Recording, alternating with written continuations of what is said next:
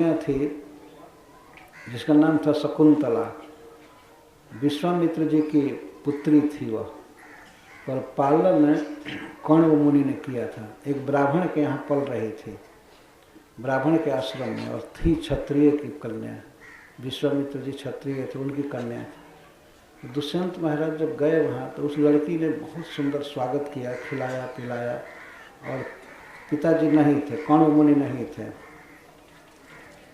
उसको देख करके दुष्यंत महाराज कहते हैं, पूछते हैं, तुम कौन हो, तुम्हारा क्या नाम है, और किस गोत्र की हो।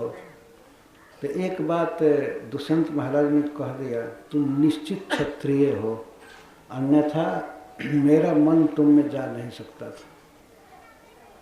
मेरे मन में कुछ आकर्षण हो रहा है, आसक्ति हो रही है, इसका अर्थ है कि तुम क्षत्रिय की बेटी हो। और कहते नहीं चेतः पौरवाणाम अधर्मे रमते कुचित। पूर्ववंशियों का मन, जो जदु महाराज के पुत्र थे, पूर्व महाराज जजाति के पुत्र थे, पूर्ववंशियों का मन कभी अधर्म में जा ही नहीं सकता है। नहीं चेतः पौरवाणाम अधर्मे रमते क्वचित। वैसा कहा तब शकुंतला ने कहा कि महाराज आप ठीक कह रहे हैं, मैं विश्वामित्र जी की पुत्री हूँ, मेरा जन्म मेनका से हुआ। मेनका भी हमको छोड़कर स्वर्ग चली गई और विश्वामित्र भी भाग गए। 60 बरस समाधि में बैठे थे, और मेनका आई स्वर्ग से इंद्र के भेजने से, इनके आश्रम पर थोड़ा पायजेब बजा दी, बस इतने में ही समाधि खत्म हो गई। 60 बरस की समाधि में एक कन्या को जन्म दिए, उसके साथ संग किए और गर्भवती हुई, तुरंत लड़की हो गई। देवताओं के यहाँ देर नहीं होती है। तो उसने जन्म दिया। वो तो कभी पालने वाली थी नहीं, वो आई थी इंद्र के अनुशासन से तपस्या भंग करने के लिए। इंद्र को डर था कि विश्वामित्र जी स्वर्ग में आएंगे तो हो सकता है हमारा पद छीन लें तपस्या के बल से, तो उनकी तपस्या भंग करने के लिए भेजी गई। तो तपस्या तो भंग हो ही गई।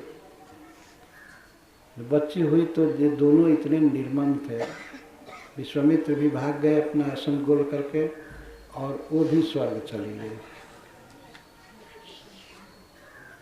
तो शकुंत नाम के पक्षियों ने पंख की छाया किया उस बच्ची पर, छाया किया, तो इससे वो बच्ची थी, जीवित थी, तो उसको शकुंतला नाम दिया गया। वन में कण्व मुनि घूम रहे थे तो उन्होंने देखा एक बच्ची, तो उसको उठा करके अपने आश्रम में लाया। उन्होंने पाल पोस करके उसको बड़ा किया।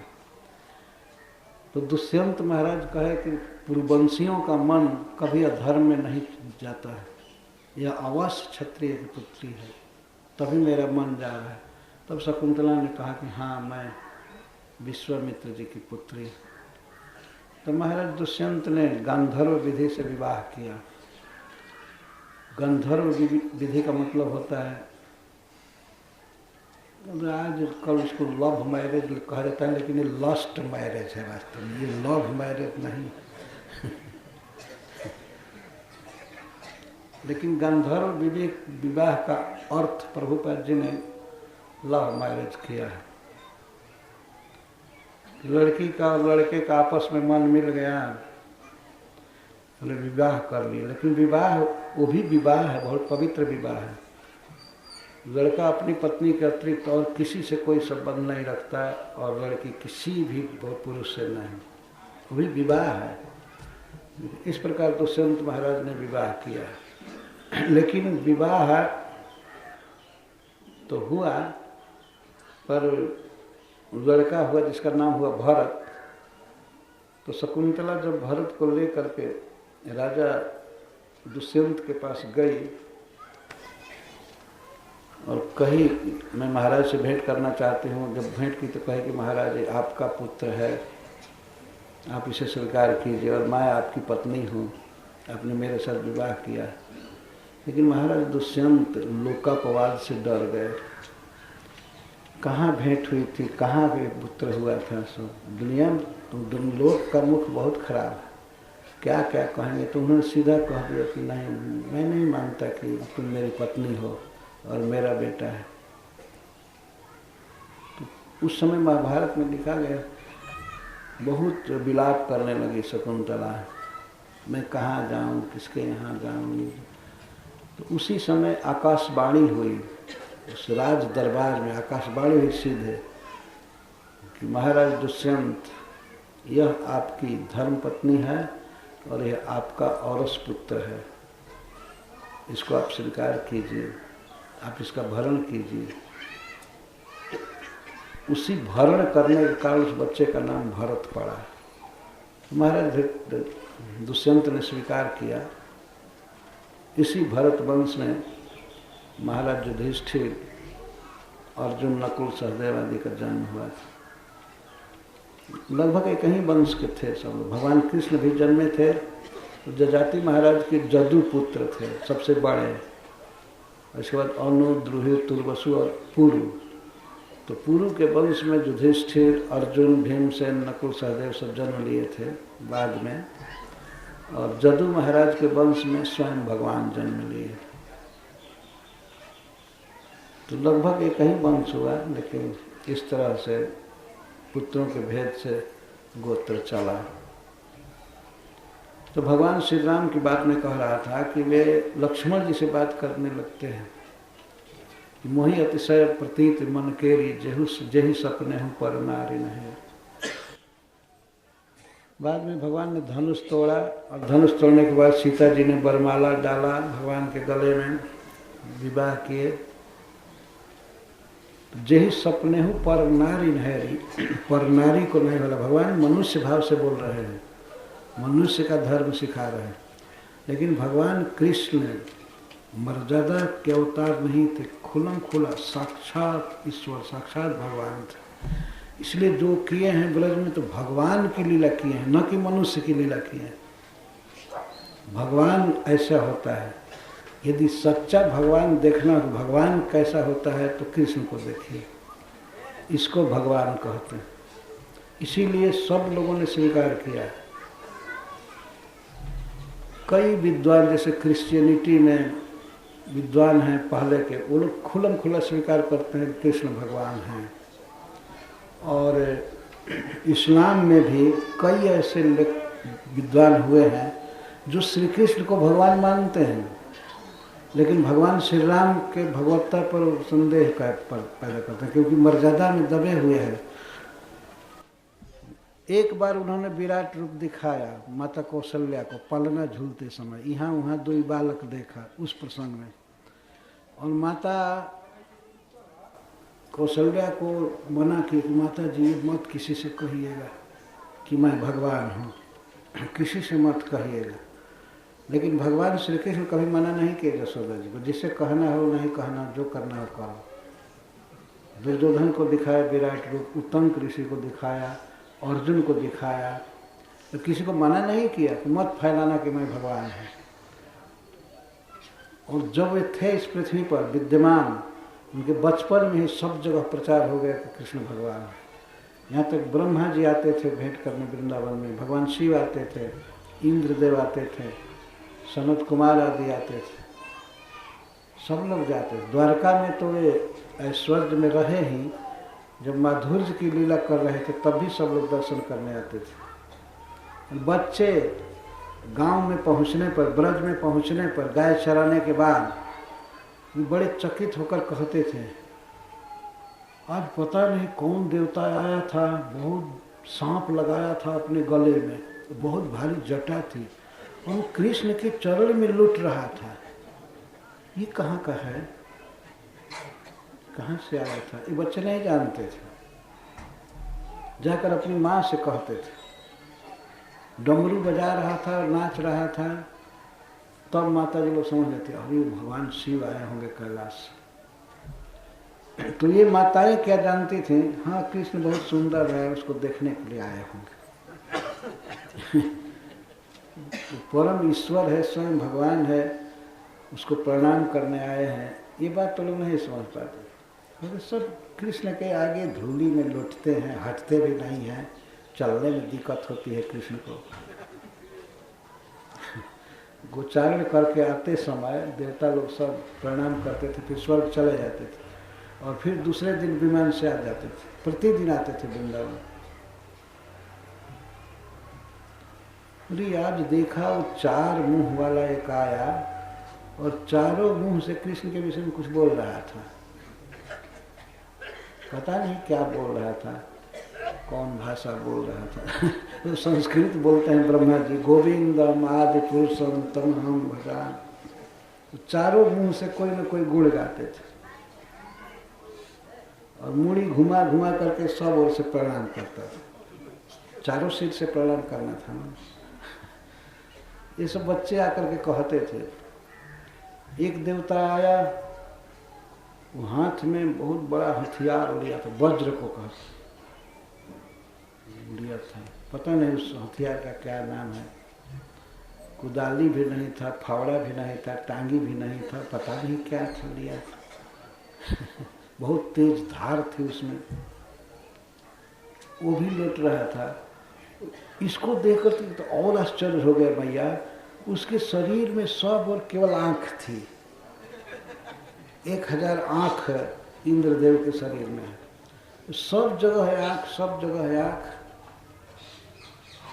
और सब आंख को खोल करके भगवान कृष्ण को देख रहा था। और कृष्ण उन लोगों से पता नहीं क्या बात करता था। फुसुर फुसुर बात करके और फिर गौ हाँक करके चला। बात क्या करते, ब्रह्मा जी पूछते थे ठीक से सृष्टि हो रही है ना, और कोई दिक्कत नहीं है ना, असुर नहीं न सता रहे हैं। इंद्र से पूछते थे, असुर नहीं सता रहे हैं ना, कुछ बोलते होंगे इंद्र। तो ये बच्चे आकर के कहते थे, पता नहीं क्या एकांत में बात करते हैं। और हम लोग कहते थे कन्हैया चलो देर हो रही है, शाम हो रही है। लेकिन वो छोड़ते नहीं थे, प्रणाम करते थे, लौटते रहते थे। ये नित्य की घटना थी। और जाकर के स्वर्ग में भगवान की लीलाओं को कहते थे अपने अपने लोक में। भगवान शिव कैलाश में और भगवान ब्रह्मा जी सत्य लोक में जा जा करके सब लीलाएं कहा करते थे। उसी समय विख्यात बात है। तो भगवान श्री कृष्ण की हंसी और उनका मटकी मारना, भौं से इशारा करना, ये भगवान राम से बिल्कुल भिन्न था। मैं ये बात कह रहा था। ये तो सीधा चलते ही नहीं थे। चल रहे हैं इधर तो देखते थे इधर, इधर देखते थे, कभी पीछे मुड़ करके देखते थे, कहीं बांसुरी बजाकर गाने लगते थे।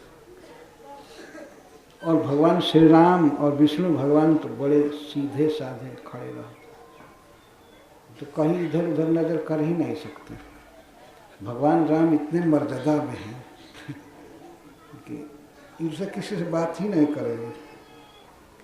लंका से एक स्त्री गई थी, बात करना चाहती थी, शूर्पणखा।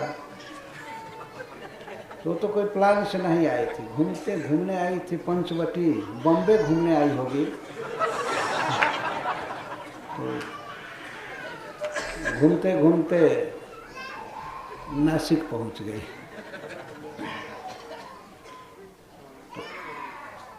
तो पंचवटी से गई एक बार, देखी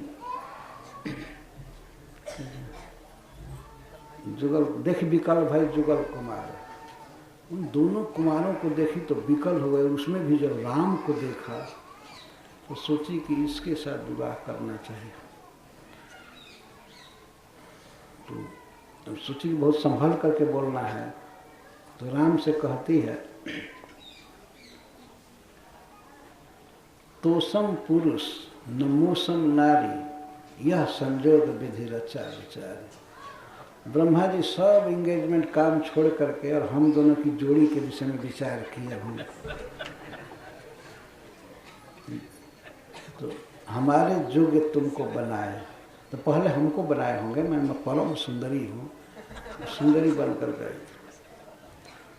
तो हमारे लायक वर लोग सोचे कौन है, तो तीनों लोगों में कोई वर उनके नज़र में नहीं आया। तब अपना चारों दिमाग लगा करके तुम्हारी रचना की। तो मेरे जाए लायक कोई वर नहीं मिला, इसलिए मैं कुंवारी रह गई। अब तक जब तुमको देख रही हूँ तब कुछ कुछ मन मान रहा है कि इससे विवाह करना चाहिए, मतलब तुम मेरी जोड़ के कुछ हो। वाह, अब क्या करूँ, तुमसे भी ना विवाह करूँ तो जीवन भर कुंवारी रहना पड़ेगा, इसलिए बेटर है, something is better than nothing. तो तुम्हारे साथ मैं विवाह करना चाहती हूँ। तो भगवान तो बड़े सुशील हैं, उन्होंने कहा ये तो ठीक है, आपके साथ विवाह करना उचित है, लेकिन आप देख ही रही हैं हम एक वाइफ रखे ही हैं, यही आई है साथ में, हठ कर गई, अयोध्या से आ गई साथ में। तब ये है तो हम विवश हैं, हम दो स्त्री का खर्चा नहीं उठा पाएंगे। एक तो वन में रह, मेरा कोई राज्य नहीं है, वन में गुजारा कर रहे हैं, तो दो स्त्री लेकर के घूमें, हमको ऐसा फेर में मत डालिए, हम विवश हैं। लेकिन बहुत मधुर बोल रहे थे। भगवान ने कह दिया ये हमारा भाई है, ये बिना स्त्री के आया है, हो सकता है इसको सेवा वेवा की जरूरत पड़ेगी, इससे विवाह कर लीजिए। तो उसने सोचा कि बेचारा ये सांवला लड़का ठीक कहा है, बहुत मधुर भगवान बोलते थे। तो लक्ष्मण जी के पास गई, कहे कि तुम मुझसे विवाह कर लो। वो तो नहीं कर रहे हैं, उनको सीता उनकी पत्नी है, तुम कर लो, मैं रोज मसाज करूंगी, सेवा करूंगी सब तरह से। तो लक्ष्मण जी ने कहा नहीं, तुमने जो सोचा है ठीक सोचा है, लेकिन थोड़ा और दिमाग लगाओ। वे हैं अयोध्या के राजा और मैं हूं उनका दास। अगर उनके साथ विवाह होता है तो रानी बनोगी, और मेरे साथ विवाह हुआ तो दासी बन जाओगी। क्षण भर में क्यों अपना भाग्य बिगाड़ रहे हो? उनसे विनय करो। तो राजा लोग कई स्त्री रखते हैं, राजा लोग कई स्त्री रखते हैं, उनसे कहो। और राम और लक्ष्मण साथ ही थे, उनसे रिक्वेस्ट करो, वो रख लेंगे। राजा लोग रखते ही हैं ना कई स्त्री। मैं तो स्वयं ही दास हूँ, तो दासी लेकर के बाहर चलूँ ठीक नहीं है। तो फिर राम के पास गई, नहीं वो तो दास है वो तो मना कर रहे हैं, नहीं करेंगे। भगवान एक ही बात बोल रहे थे, हम तो विवश हैं, हम इस वन में अपना दिन काट रहे हैं, 14 वर्ष रहना है, 14 वर्ष के बाद में राजा बनेंगे, वो भी पता नहीं बनेंगे कि नहीं। तो 14 वर्ष बहुत लंबा समय होता है। ठीक है, दासी ही रहोगे, आखिर विवाहिता तो हो जाओगी ना। फिर लक्ष्मण जी के पास चलेंगे। लक्ष्मण जी फिर राम के पास भेज दिए, राम फिर लक्ष्मण के पास भेजे। तो उसने अंत में विचार किया, राम के पास आई। जब राम ने कहा कि हम तो भाई विवश हैं, हम ऐसा काम नहीं करेंगे, हमारे पिताजी 3 विवाह किए थे कि मर ही गए 3 के चक्कर में पड़ करके, हम इस चक्कर में नहीं पड़ना चाहते। एक पत्नी व्रत धरा, भागवत में कहा गया है भगवान राम, उनसे ही प्रयास करो। तो जब 4 बार 5 बार लक्ष्मण जी के पास गई, तो लक्ष्मण जी ने कह दिया तुम्हारे साथ वही विवाह करेगा जो लाज शर्म घोर करके पी गया, चली है मैरिज करने।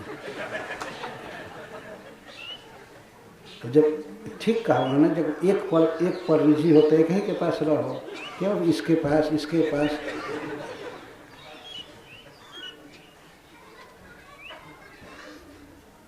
तुमसे वही विवाह करेगा जो निर्लज्ज होगा।